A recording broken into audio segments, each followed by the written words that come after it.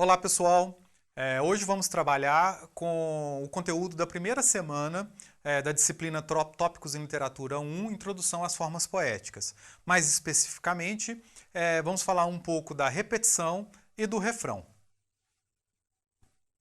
Bem, a repetição, na verdade, constitui um elemento fundamental das artes primitivas, tanto as artes como a dança, o canto, como as artes decorativas. Artes geométricas, por exemplo, né?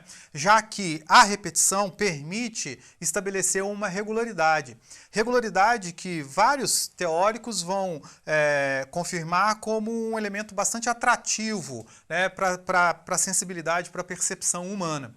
E estabelecendo assim uma regularidade a partir da recepção e, consequentemente, um ritmo. Seja o ritmo visual de uma arte decorativa, de um afresco, seja o ritmo musical, sonoro, da dança, da música, do canto, da poesia.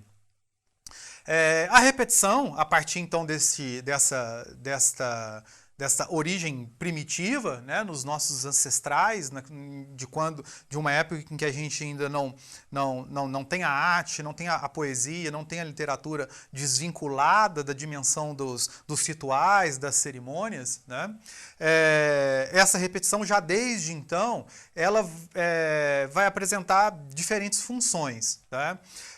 Uma delas seria enfatizar uma ideia, né, a partir da repetição de certas palavras, né, de certos sintagmas, de certas expressões, vamos dizer assim, né, para expressar uma emoção também, já que a repetição de uma certa ideia, de um certo som, de uma certa imagem, né, também vai reforçar o caráter emotivo de um discurso, de um canto, de um poema, por exemplo.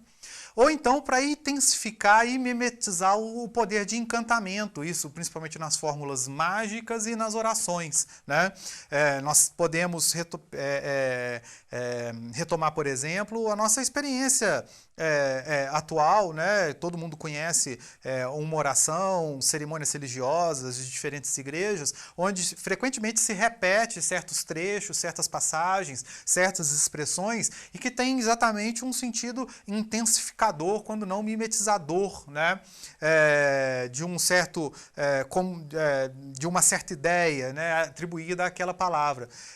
Isso, numa perspectiva mais primitiva, estava muito associado a uma dimensão de encantamento, né? Como se um pedido repetido dezenas de vezes pudesse acontecer se tornasse um pedido mais eficaz, né? Que contribuísse à repetição daquela expressão, daquela passagem, contribuísse para que aquilo efetivamente se concretizasse.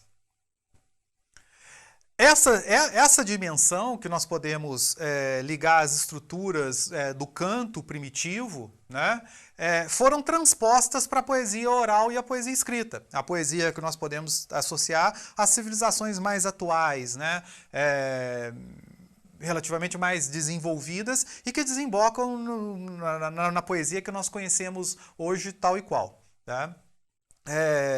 Ela vai, de certa maneira, essa repetição, né, como elemento estrutural do canto primitivo, vai se desdobrar na poesia atual, né, na poesia dos últimos 2000 anos, vamos dizer assim, né, tanto oral quanto escrita, por exemplo, na regularidade rítmica do verso. Tá? Quando nós pegamos poemas, por exemplo, compostos dentro de um padrão métrico definido, né, de um padrão métrico rígido, em que a leitura do poema vai nos trazer aquela repetição daquela mesma medida, daquele mesmo ritmo, né, sendo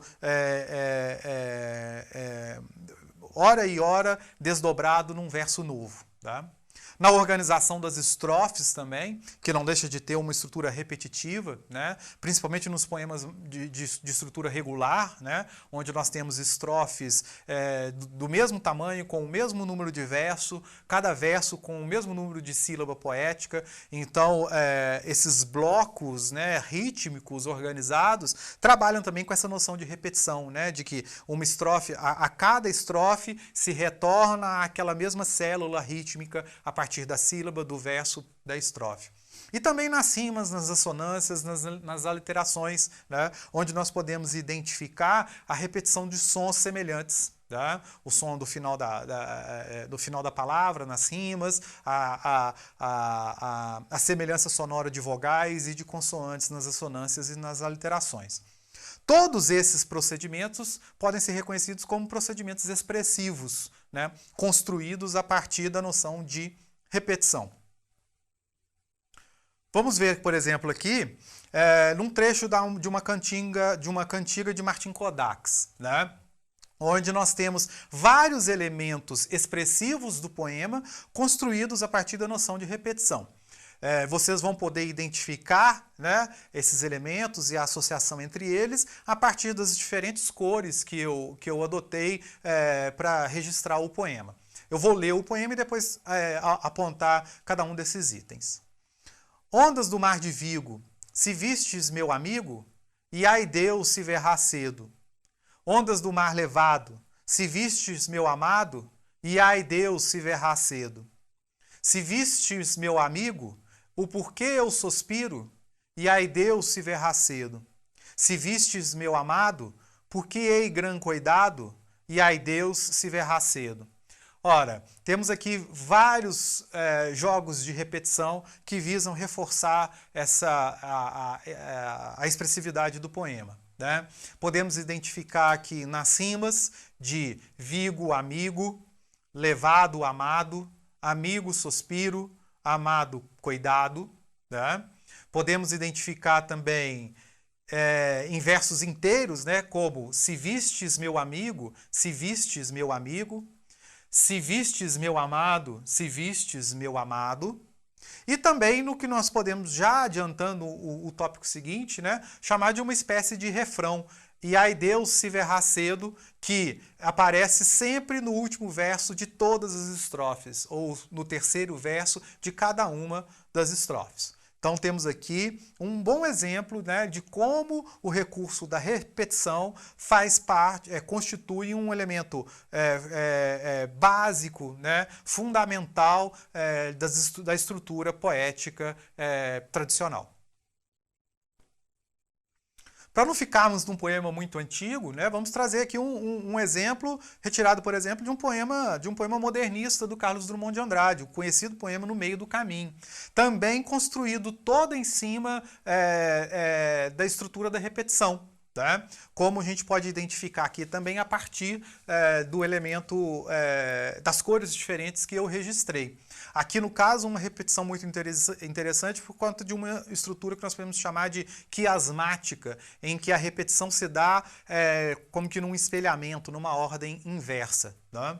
Vamos ler o poema e depois tentar identificar esses elementos. No meio do caminho tinha uma pedra. Tinha uma pedra no meio do caminho. Tinha uma pedra. No meio do caminho tinha uma pedra.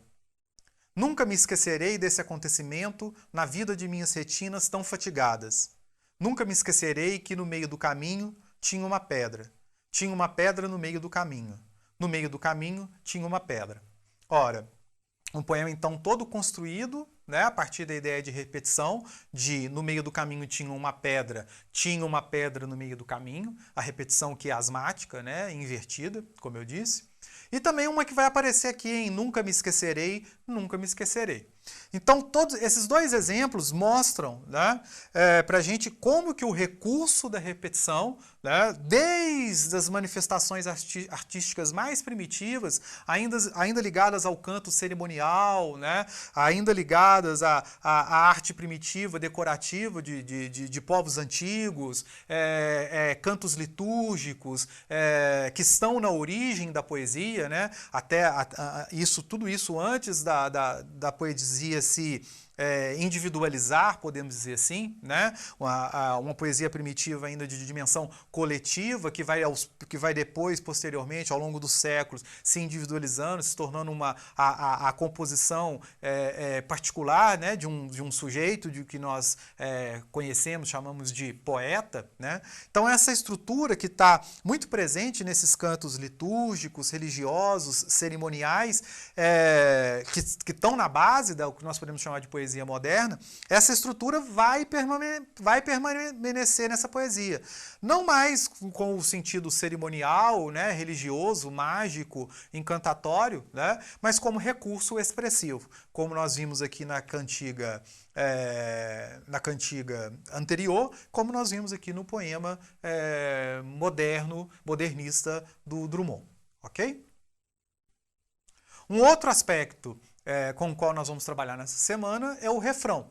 Refrão que, como eu já tinha adiantado, já aparecia lá na cantiga, no último verso de cada uma das estrofes. Né? Podemos, sim, compreender aquela construção, aquele tipo de repetição como um refrão. Ora, o refrão é também uma espécie de repetição, né? E que vem, de certa maneira, evidenciar a origem social do canto, já que o refrão marcaria, no canto primitivo, né, justamente aquele momento de participação coletiva, de participação do coro. Né?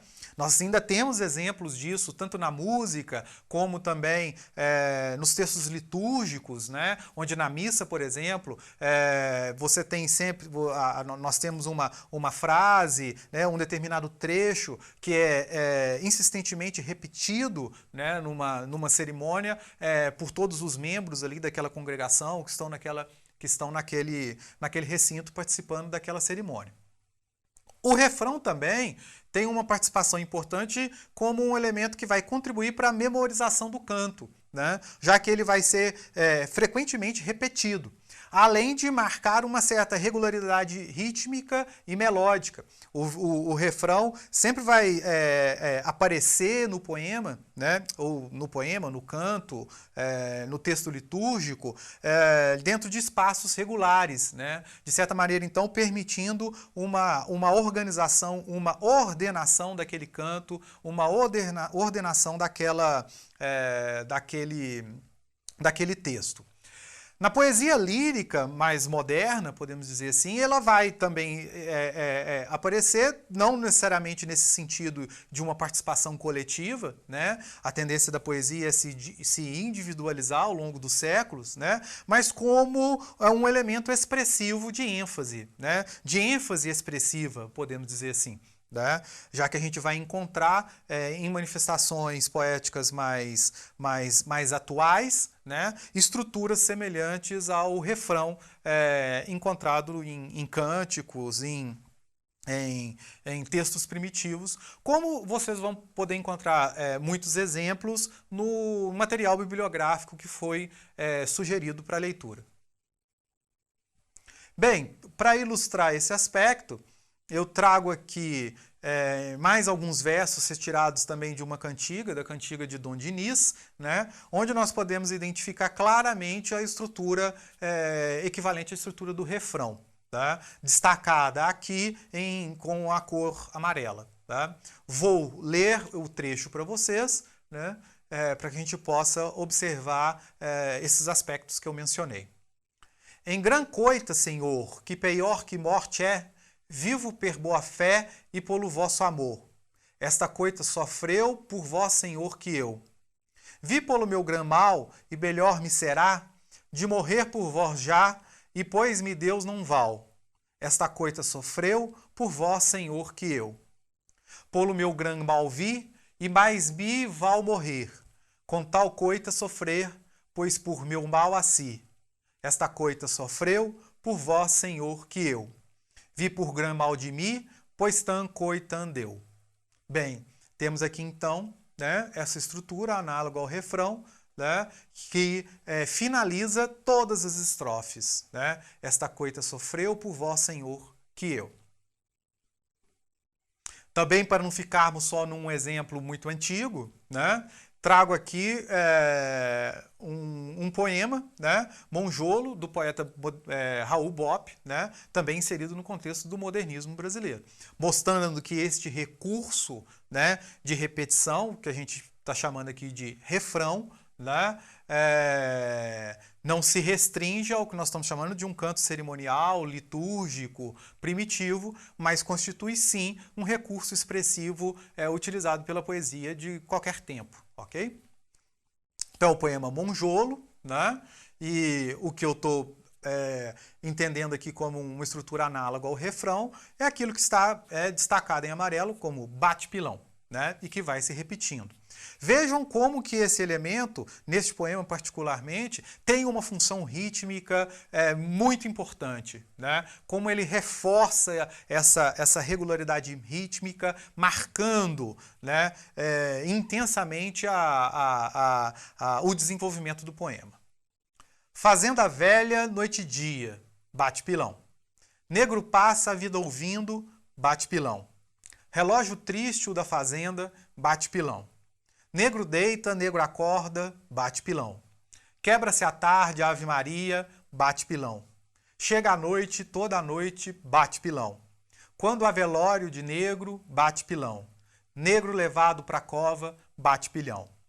É de se destacar também, né, a dimensão expressiva que a repetição traz para o poema, né, marcando ali aquela constância do trabalho, de certa maneira, quase que indiferente aos acontecimentos da vida do nosso trabalhador da fazenda, né? A máquina não para, a máquina econômica não para, né, para os acontecimentos da vida do indivíduo tematizado aqui neste poema. Então vejam que é uma marcação rítmica, mas não é uma marcação rítmica gratuita por si só. Ela tem uma ênfase expressiva muito relevante, muito significativa. Bem, esse é o conteúdo dessa primeira semana. Tá? Eu deixo aqui indicado para vocês algumas referências bibliográficas que visam complementar aquilo que está sendo trabalhado nessa disciplina, tá? Reforçar certos conteúdos que nós estamos vendo aqui, mas que infelizmente a gente é obrigado a abordá-los às vezes de forma um pouco rápida, às vezes de forma superficial. Espero que seja um conteúdo também útil para vocês. Espero que tenham aproveitado a aula e bons estudos.